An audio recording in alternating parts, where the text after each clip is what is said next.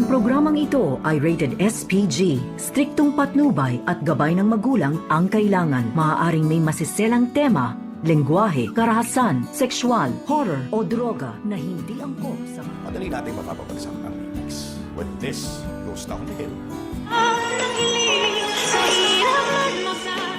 Narito na nga ang ating mga karagdagan na aabangan bukas sa abot kamay na pangarap.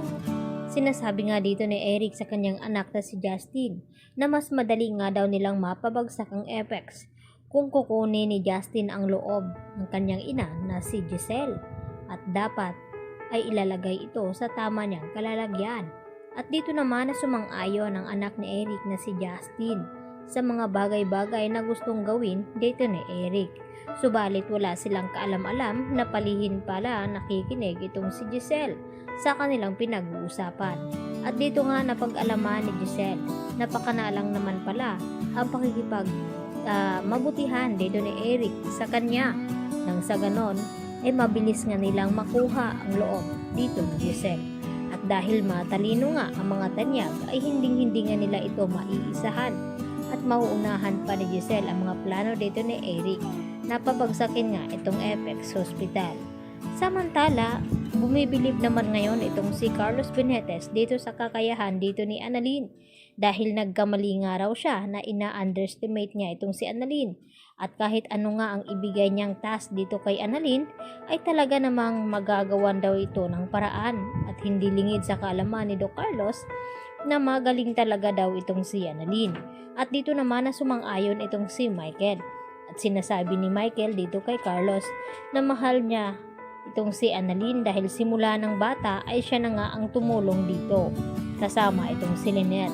Kaya pakiusap ni Michael kay Carlos na kung galit daw ito kay RJ ay sana daw huwag niya ibuntong kay Annalyn ang init ng kanyang ulo o galit dito kay RJ.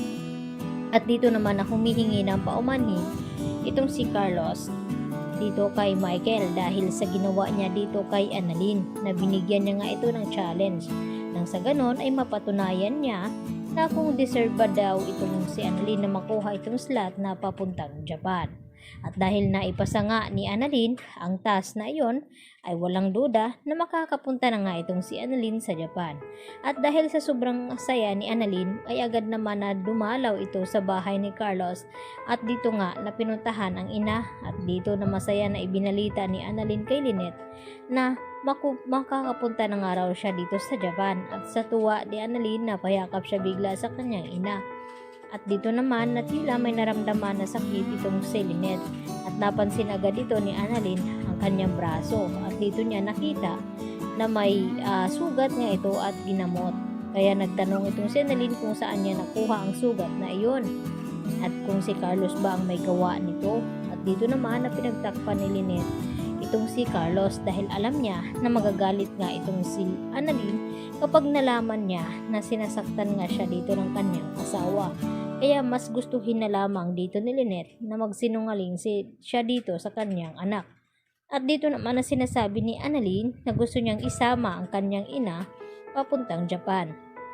At dahil gusto makabawi at humingi ng tawad itong si Carlos dito kay Lynette dahil sa kanyang ginawa, ay pumapayag naman itong si Carlos na sumama itong si Lynette sa Japan nang sa ganon ay mawala itong kanyang trauma at mabawasan ang kanyang stress dito sa bahay.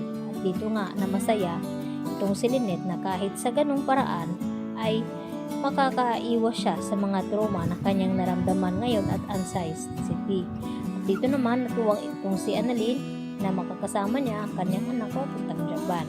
Kaya yan naman ang ating pagkatutukan at aabangan kung talagang magtatagumpay nga ba sa mga masamang balak itong sina Eric at Justin dito nga sa Apex Hospital dahil sa tindi nga ng galit dahil sa pang-brainwash ni Eric sa kanyang anak na si Justin. Kaya kahit anong gawin ni Giselle ay hindi nga siya mapapatawad ng kanyang anak. Yan po ang aking karagdagang latest update today at maraming pong salamat sa inyong pananatiling panonood dito sa aking munting channel at hanggang sa muli mga kapuso. See you tomorrow. Bye-bye! At huwag niyo pong kalimutan i-like at subscribe.